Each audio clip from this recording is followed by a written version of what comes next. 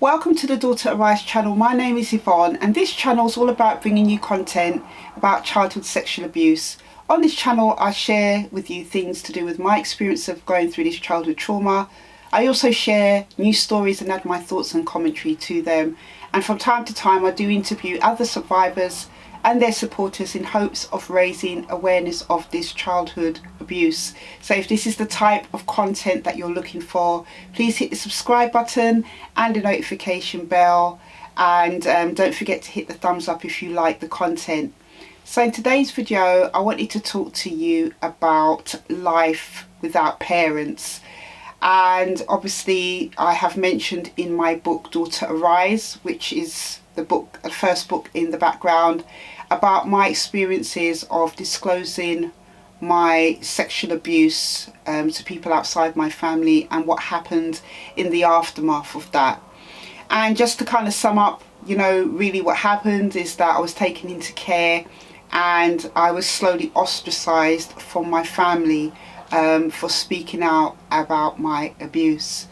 Now this has been really a long journey for me since that happened. I was 13 when I went into the care system. I'm now 46 years old, so it's been a very long time, over 30 years, maybe 33 years since I started that journey out into the world by myself. And I think over time my feelings to do with how I felt about being ostracized from my family and living life without my two main caregivers, which was my parents, my feelings have changed a lot over time. When I first went into care, feeling quite confused, feeling scared about what was happening to me, because up until 13 years old, I had always lived with my parents. I'd always lived with my brother and sister. And then overnight it felt like, I was living in a stranger's home, sleeping in a strange bed, without that support system. When I first got taken into care, I was really angry and confused about what was happening to me. And I think probably the first few years after that, I spent a lot of time feeling quite angry about the position that I found myself in. And my relationship with my parents after that point, when I came into care, started to disintegrate very quickly. Since I left the home, I didn't have a relationship with my dad. Once I left the home, I didn't want anything more to do with him. But I underestimated, I think, the influence that he had on my mum and on the family, because it became very difficult to maintain a relationship with my mum and with my brother and sister. I think the things that I have been able to kind of think about since living life without my parents is things like turning to someone when you have decisions to make. Especially with my mum, I haven't had a relationship with her since about the age of 21 years old, which was something that was my decision at the time. The reason why our relationship broke down is because my mum never wanted to hear about how I was feeling about what I'd gone through. And it's only obviously some years later I came to realise that she probably knew what her partner, my dad, was doing. But it's been a long time since I've had a relationship with her. I did feel angry with her for many years, but I think over time, especially when I became a born again Christian and found my faith in Christ, that over time I was able to start to deal with a lot of the unforgiveness I had towards her, and the anger and disappointment and frustration that I felt about how she never fought for our relationship. I felt a lot of the time that I had been a hindrance to her, especially more so since, disclosing what I'd been through. She didn't want to hear about that at all. And it felt almost like I had to live in a land of pretense to have a relationship with her. It felt, very superficial, because most of the times when she would come up and see me, she'd buy me things and, use that as a way to kind of pacify the situation. But after a while, I was very grateful. I was always very grateful to my mum, for the things that she bought me. Even now, I'm very grateful to her, because when I was a single parent I had nothing, and I'm very grateful for all that she did for me. But I just wanted to talk to her about how I felt. She could see that I was suffering from depression when she used to come up and see me, and you know, she would say things like, "Oh, Yvonne, just cheer up." But it's very hard to be cheerful when you are suffering from the after effects of trauma. Over the last few months, I've had times where I have felt discouraged about certain things. I've really felt that I needed some type of cheerleader, someone in my corner to encourage me and to, you know, give me that kind of moral support. And it's funny because I thought about my mum in those times, even though just from history, living at home, working through therapy, and just kind of breaking down the types of people that my parents were, very hardworking, you know, had a great hard work ethic. You know, my mum was somebody who showed me how to, you know, run a house, how to do certain things to look after myself, which is invaluable. But the emotional support was never there.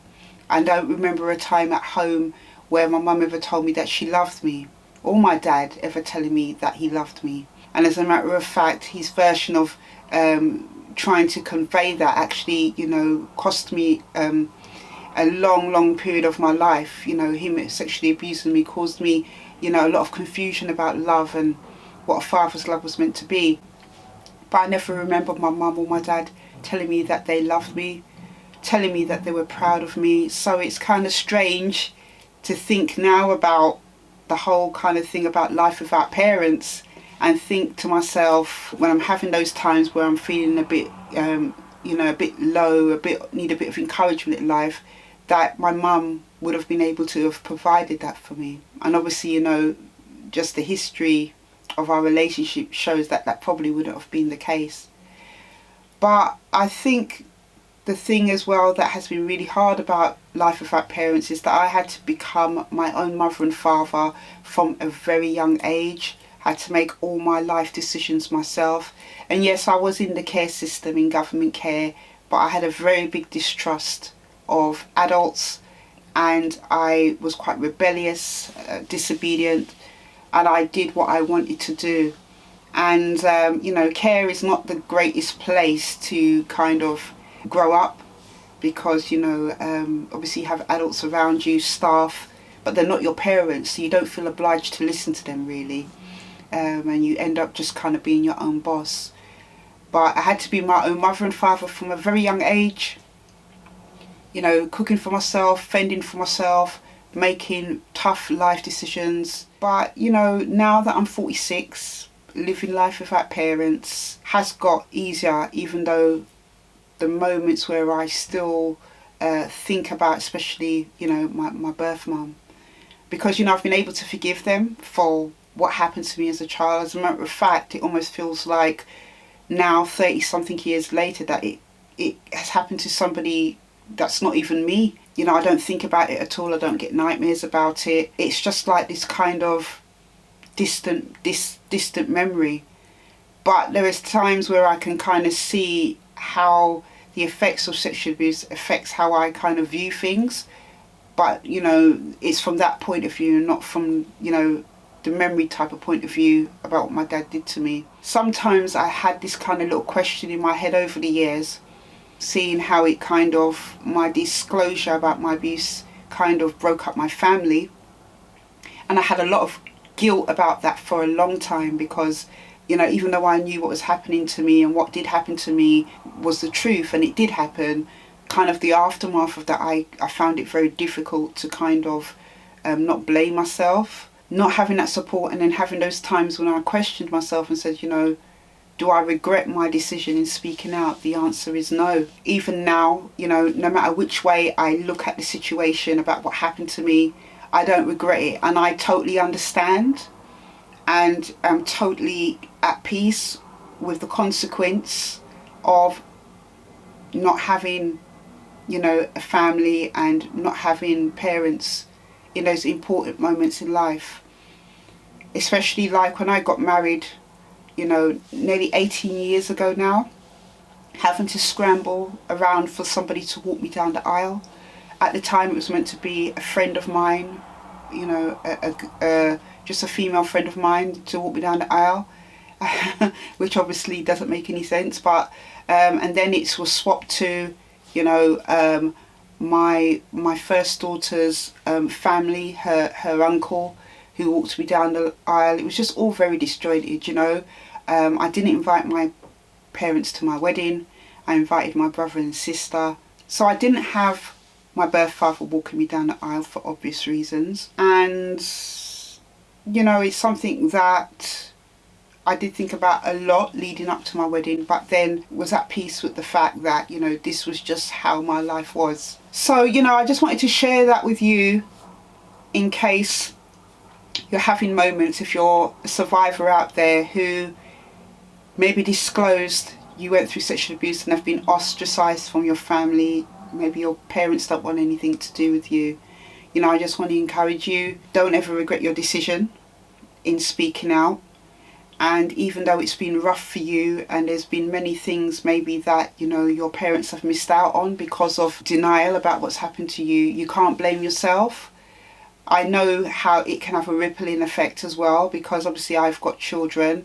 My youngest daughter especially has had no relationship with my birth mum or my brother or sister and stuff. So it does affect other people as well if you've got children and stuff. But you can't blame yourself when you've been cast out of your family. And there's no way I'd even suggest to you to compromise yourself to make peace, to go back and be amongst them when they can't even accept the fact that you have gone through abuse, childhood sexual abuse within your family. It's not something I would even do myself, because before there can be reconciliation, before there can be any kind of closure in terms of, you know, being able to resume relationships with family, there has to be some kind of acknowledgement about what has happened. And what I find a lot in my case, in other survivors that I've supported, is that there is this denial and there is this kind of ultimatum that, okay, if you want to remain in this family, if you want us to continue to have a relationship, you need to not mention about this abuse again, which is totally unfair to the victim. It is. You know, why should you or I or anybody else that's been through it feel that we have to compromise ourselves in order to be in this family, you know, to be amongst our own families? And I think one of the other things that I've realised as well is that, you know, especially I have seen myself, is that, you know, God has provided another family for me. It's not the same, it is very different relationships. Obviously I have a relationship with my husband and we have our family, and the family that we originally were when we started out is not the family that we are now, and that again is a whole nother story which I've mentioned in my book Daughter Arise. But, you know, there is other ways where you can have a family, and you will feel sadness about the fact that, you know, your birth family, your family that you've, you know, grown up with have ostracized you. You will feel sadness about it, and, you know, you will have to grieve about it. I did for a while, but, you know, in the long run, you know, there's nothing really else that you can do unless they want to start to kind of acknowledge what has happened to you. But all in all, you know, even in the rough times, up and down times, I don't regret my decision in speaking out. Life without parents is obviously really, really weird. But, you know, I do forgive them. I don't have any malice, any hard feelings towards them. And that has taken me a long time to say that, to, you know, get to a place where I didn't feel that. But it's been probably over a decade now where I haven't felt any anger towards them or feel, you know, any ill will towards them. As a matter of fact, I pray for my birth dad and my mum often, because my hope for them is that, you know, they really truly will know the love of God, the love of Christ in their hearts and their lives. And, you know, even though those things happened and it wasn't right, you know, I am, you know, able to see from a different kind of perspective that maybe for them, they had their own things going on that caused them to make the decisions that they did. So that's what I just really wanted to hop on here today, just to talk to you about. Just some thoughts about life without parents. I will definitely be doing another video soon, so do look out for that. Until the next one, take care.